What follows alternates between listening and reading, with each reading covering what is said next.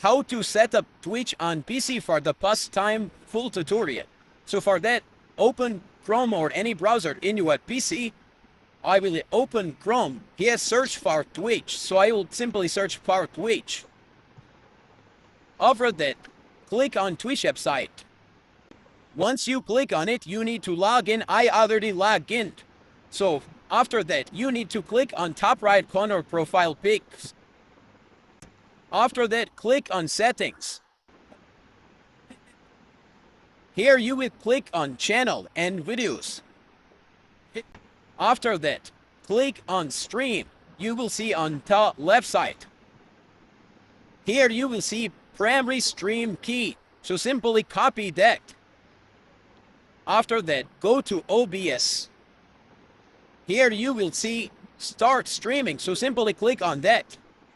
After that, click on open settings. Here you will see stream. So simply click on stream. Now you will see connect account. Use stream key. So simply click on the use stream key. Here you need to paste that key that we copied. After that, click on apply. Once you click on apply, after that, click on OK. And you can now start streaming using your PC